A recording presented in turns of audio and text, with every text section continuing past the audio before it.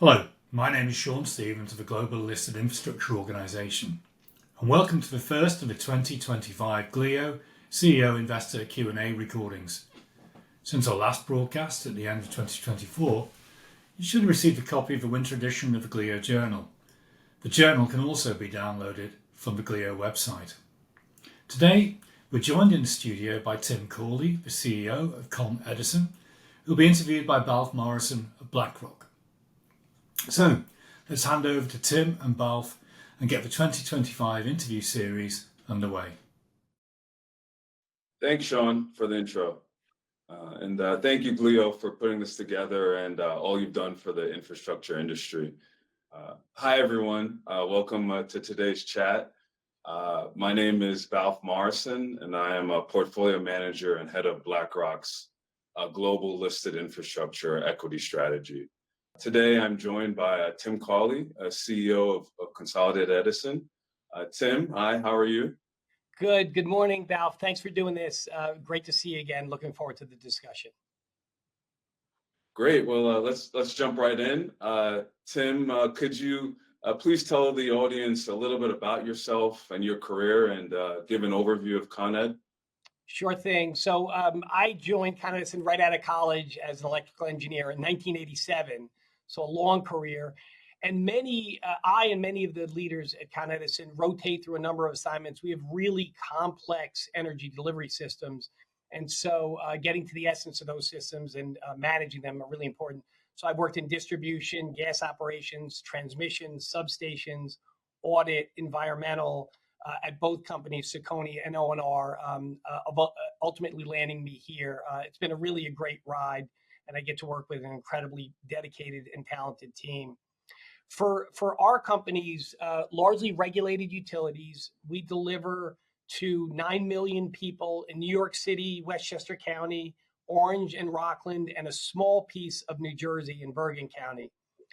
Balfe, we have the largest district steam system in the United States and the largest underground electric network in the world. And that underground system, along with its design and our skilled people, allow us to deliver world-class, best-in-class reliability.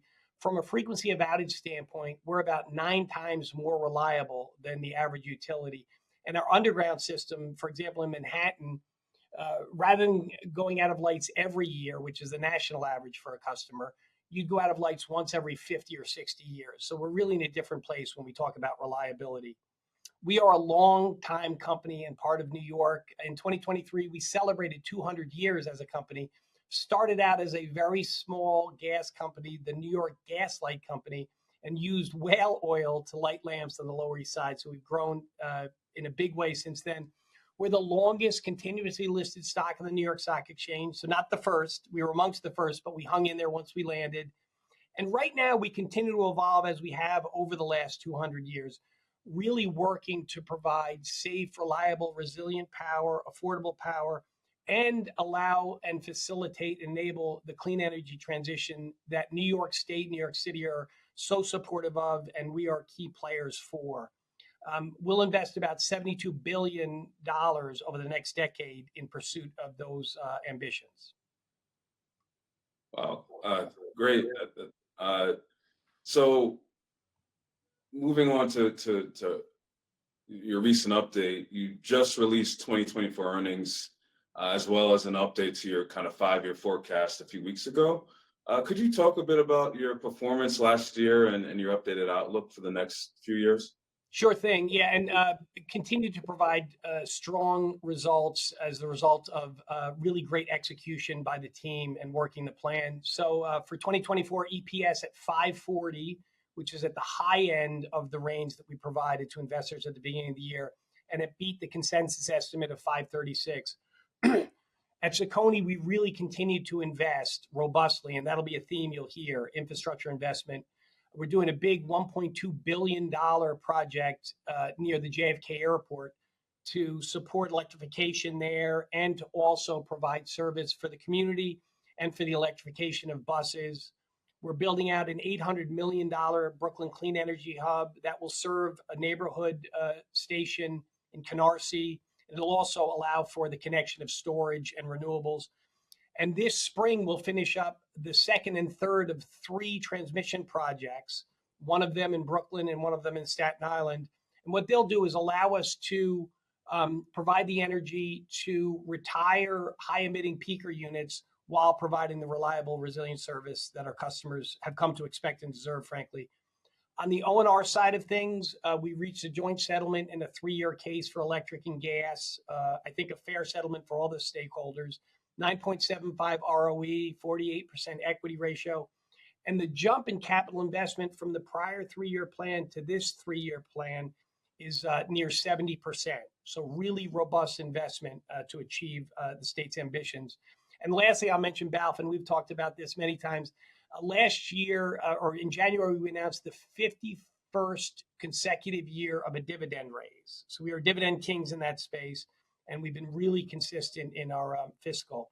Moving forward, we've shared an EPS range for 25 of 550 to 570, long-term EPS growth of 6 to 7%. That's up from 5 to 7% from the prior couple of years. Really robust investment. Our rate base growth had been about 6.5, 6.6%. We show it now as 8.2% with this investment. And we, again, continue to invest significantly in this transition. I'd say the other thing is, and maybe dissimilar to a number of utilities, part of our investment path goes through surcharge rather than rate base, and we earn as if it's rate base. By 2029, we expect a $1.6 billion balance of things like battery storage and facilitating EV charging to sit on top of the rate base that I described. Great. No, a great set of results. And a little further back in January, you released your updated integrated long-range plan. What are the key items from that filing that you think investors should take away? Yeah, and I think a main takeaway there, you mentioned updated plan. This is a periodic issuance that we do. We look at all of the commodities, electric, gas, and steam. We are energy providers. And so in cases where people move off gas and electric heating, we have to understand what those trade-offs are and the plays are. The long-range planning gives us a really good disciplined approach to make sure we're efficiently executing our plans and staying ahead of customers' needs. That plan shows $72 billion of investment over the next 10 years. And it's really a transition on the electric side, big growth. So as you move from gasoline for cars to EV charging, all of that energy moves from a gas station onto the electric grid. As you heat your home with heat pumps, you're moving from oil and natural gas onto the electric grid. So we'll see significant growth, and we've got to do a number of programs to make sure we're building out the electric capacity to meet the demand timely. Gas sales, we expect to go down, and we're good with that, and that's part of state policy. We can't get to net zero by any point in the future unless we really reduce building emissions. And so gas sales will go down, but we need to focus on safe, reliable service for our existing 1.1 million customers. And that will entail about $5 billion of leak-prone pipe replacement over the next 10 years. And then finally on steam, we serve steam customers from 96th Street, Manhattan, down to the Battery. Really important commodity for those customers. There's 1,500 customers, which sounds small, but these are the Chrysler Building, the Empire State Building, Grand Central Station, the UN, really big customers. Our real focus on steam is to find ways to produce the steam with less carbon emissions. So think heat. Right now, it's all natural gas driven. Think heat pumps, think RNG, think hydrogen, and that's what the teams are thinking about. They're on a quest to reduce emissions from our steam production. Okay, great. And another recent filing was your proposal to New York State regulators for new electric and gas rates at CECONY. Your proposal asks for a significant amount of new infrastructure investment that you've highlighted in anticipation of the electrification needs from customers. Can you talk a bit about a bit more about these growth opportunities in your service territory? Yes, certainly. And sort of the talk of the town these days is data centers, and a lot of my colleagues have big growth in data centers. And that is not really where our growth is being driven, not from these spot loads, these 1 gigawatt sites. It's really about broad electrification of building heating and transportation. So it's very much spread out. Balfe, we are a summer peaking utility on the electric side now. So think about the air conditioners on a hot summer day in New York. Those compressors don't stop. We will turn into a winter peaking utility by 2040. And that's because of all the electrification of heating. And so we're getting prepared for that. We think by 2050, the grid capacity will have to be able to serve 80% more demand to sort of cover for EVs and electrification of heating. We've got a number of programs. In the next 3 years, the investment plan that we filed in New York State, the rate case, $21 billion of investments, and it's all the things I just talked about. Moving renewables from where they are produced to where they're consumed, battery storage, electric vehicles. When buildings go up now, we're seeing a 20 to 25% increase in their load letter or their electric demand request, really based on EV charging infrastructure that they're including and the electrification of heating. And then you have all sorts of economic projects, JFK Airport, the MTA charging. We're getting in place for that and getting ready for that. We're also super focused on affordability for customers, and we're looking to enhance our Energy Affordability Program. Currently, for customers with low income, there's a subsidy that we provide about $300 million. We're looking to enroll more and possibly increase that amount. And then the last piece of the big investment plan is IT, driving customer experience and greater efficiencies, and cybersecurity. So there's a fair amount there. The last note I'd make, Balfe, on our investment plan is a big part of the request is to cover property taxes and New York City property taxes. The biggest single component in our ask is to cover the increase in property taxes. As we put more capital in the ground or in the air, we get taxed on that, and the tax rates are really quite high. It's $2.5 billion a year currently and running up. So we're really trying to work with policymakers to address that issue and allow us to transition cleanly and resiliency without putting such a burden on customers. Understood. Yeah, a lot of exciting things going on with Con Ed these days. I guess one last filing question. Could you speak a little bit about your both CECONY and ONR's climate change resiliency plan filings? Yeah, so we're really focused on climate change. I'd say Superstorm Sandy was our sort of wake-up call, if you will, to say this is really something to be handled. We've worked with Columbia University, who has incredible sort of climate science expertise, and some others to do a climate change vulnerability study. And what they did, Balfe, was they took macro climate data and squeezed it down to our service territory and really answered the question, what will climate look like in 20, 30, 40 years? And I'll give you two quick examples. It's going to get hotter and sea level is going to rise. The study tells us that in around 2019, 4 days a year, Central Park saw 95 degrees. The study says by 2050, that'll be 30 days. So we're going to have more heat that's going to cause summer demands to go up. And it also has an impact on our equipment because our equipment needs to cool at night to sort of jump into action the next day. And if you have longer, hotter heat waves, there's less cooling cycle. So we've got to upsize equipment. Sea level rise was another thing that caught me. If you look back 30 years at the Battery down by Statue of Liberty, sea level rose about 4 inches, which feels pretty significant to me. The study says if you jump forward 30 years, it's 16 inches. And because our infrastructure is so long-lived, we'll put a transformer in the ground that will serve customers for decades. We have to put it in understanding where climate will be.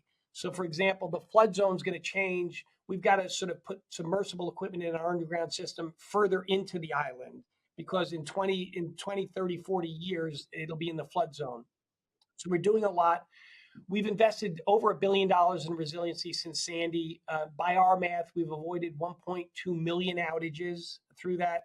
That's things like smart switches, undergrounding, putting up flood walls, and we'll continue that. We filed with the New York State Public Service Commission, both utilities, on our resiliency plans. The Orange and Rockland portion was approved in the rate case settlement that I talked about. And the CECONY programs were reviewed and included in the investment plan rate case ask on this pass. So very focused on it as we move forward. Okay, great. So maybe going back to your gas customers at I think 1.1 million you mentioned. Can you talk a bit about your strategy for kind of a bit more about your strategy for reimagining the gas system and decarbonizing those assets? Yeah, and you know, when we look at societal goals and New York State and city goals in particular, we really recognize we have to reduce building heating emissions in order to get there as a society. And so there are a number of steps we're taking to encourage a reduction of gas consumption. It sounds strange for the CEO of a gas electric steam company to say, let's sell less gas, but that's really where we're headed. We are keenly focused on providing our existing 1.1 million customers with safe, reliable, efficient, affordable energy. And we've got teams out there every day that are executing on that plan. But we're also supportive of a number of local legislative moves that prevent the growth of the gas system. So currently in New York City, if you build a new structure or building up to 7 stories, you cannot hook up to natural gas. And we're seeing those buildings electrify. Larger buildings follow a few years later. And then New York State has a very similar set of legislations that kick into gear sort of N+2 years. But in the very near future, new buildings won't hook up. We think that makes good sense because you don't want to add to a system that you're trying to sort of shrink over time. We're providing customers with lots of opportunities to move off natural gas. We have an energy exchange program, really electricity for the fossil fuels. Over 30,000 of our customers have moved over to air source heat pumps with good results so far. We'll continue to upgrade the infrastructure. I talked about the main replacement program.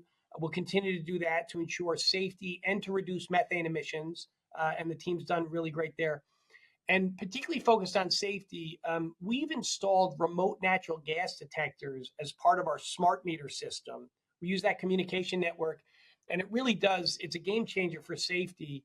If it senses methane in the basement, it looks like an easy pass, a little white tag that we put in on the entry point of a service, and it will alarm locally, like your carbon monoxide would, but it'll also alarm back to our dispatch center. We'll send crews independent of a call, and I get the monthly reports on the incidents that we've responded to.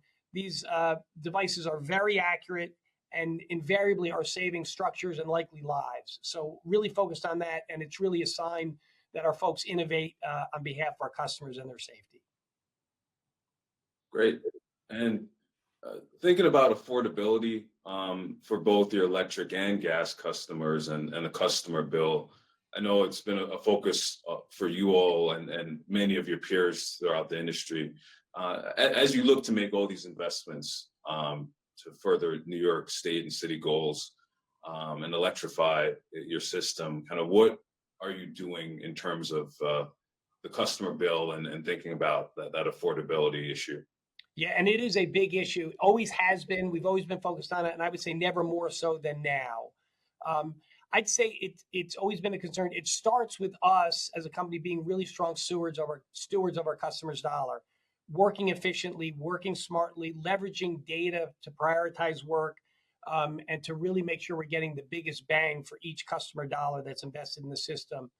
The second thing we've always pushed, and likely the best tool in all of our drawers, is energy efficiency. Really good for the environment. You're not producing the megawatts, and it's good for the customer bill. Regarding bills in our region, CECONY in particular, New York City, our per unit cost is quite high, cents per kilowatt hour, but our usage is very low. And the bill is a product of those two issues. And so when you look at recently a study was done with 186 of our peers across the country, CECONY customers rank 185 out of 186 for consumption. Only one utilities customers uses less energy. So when you take the high per unit cost times the very low consumption, our bills are in the lowest quartile. And so that doesn't mean we can relax on that. We want to drive efficiencies and change, but we shouldn't be put off by the per unit cost. It's really about the total bill that we're looking at. The other thing is we really want to watch out and have for customers with lower incomes. And so our tariffs are structured such that the design is those customers won't pay more than 6% of their wallet for energy, sort of an energy burden. We sort of direct about $300 million toward that pursuit every year. And we're finding ways to ensure that everyone who's eligible can sign up. You can self-certify. There's any number of means, but we're really proactive in beating the bushes to bring people out and avail themselves to these discounts. We think that is essential because if we're going to make the grid more resilient and we're going to transition to a cleaner, those folks simply can't do it, notwithstanding the fact that they want to do it. And so we need to step in with some of that help, and the EAP program does just that. Great. So wrapping up here, Tim, as you mentioned, Con Ed has a storied multi-century history, 51 straight years of dividend increases, making you a dividend aristocrat and I guess a dividend king as well. What do you think has allowed the company to accomplish all this before you took the helm, during your time, and how do you think about this going forward? Yeah, so I credit a lot of folks before me. When you think about it, Balfe, that's the pandemic, that's 9/11, that's Superstorm Sandy, or market crashes during that 50 years, and the company and its leadership and the people making it happen were able to ride through all that. So it's really, I think, about our core values of safety, reliability, customer focus. If we treat the customer well, a lot of stuff comes out in the wash for the shareholder, and sort of mindful of the shareholder. Very strong governance and management practices. I would say very strong succession planning. I sort of shared the fact that I bounced all over the company en route to this location. And when I meet with the top 250 I did this morning in the company, they are all rotating through various assignments, and they're really ready to deliver on our core mission as they rise up. Very strong financial management. When interest rates rose, a number of companies with debt at the holding company sort of had to unwind that. We've been really disciplined in that space, and we have no long-term holding company debt. We haven't, and we're really sticking to the fact that we're utility, we're going to deliver. I think our regulatory environment, they dig in. Our regulator certainly digs in. But the basic tenets, I think, are constructive. We have reconciliation for major costs like pensions and storms. We have revenue decoupling, or in the case of steam, weather normalization, which really shores up revenue independent of weather. A lot of current recovery mechanisms, so there's less regulatory lag on cash. And our rate plans, when we get a 3-year settlement, are forward-looking. So you're really anticipating the new CapEx that's going to drop in and the new O&M that you may need to do. And so once you get the right construct for all the stakeholders, it all comes down to execution. And Balfe, over the years, we have the team to execute. I work with some incredibly talented people who really lean into the work and are mission driven. Great, yeah, a lot of positives to the story. So Tim, wrapping up, is there any messaging, any final comments you'd like to make? And for those who want to get to know Con Ed a little bit more, how can they find out more about the company? Yeah, so just a final, I feel really, really good about where we are and even better about where we're going. We are an integral part of New York City and the surrounding area. And the societal goals here are to move toward transition. And you really get it done through a utility that knows how to do it. We are the lever. So feel really good about that. In terms of reaching out, it's coned.com. And you can find our investor relations page there, and or reach out to Jan Childress, who's sort of been the steward in that space for us for a long time. Great. And with that, we'll wrap up. Thank you, Tim, for the conversation today. Great to talk with you. Thanks for having me, Balfe. Thank you, Tim and Balfe, for that great insight into the energy delivery industry. Before we finish, don't forget that the GLIO Morgan Stanley Investor CEO in-person seminar will be taking place in Sydney, Australia on March the 18th. You can contact myself or Fraser Hughes for more information about the event. And if you can't join us in Sydney, then we'll hope you'll tune in to the next edition of the GLIO CEO Q&A series, which will be coming to you shortly. Goodbye.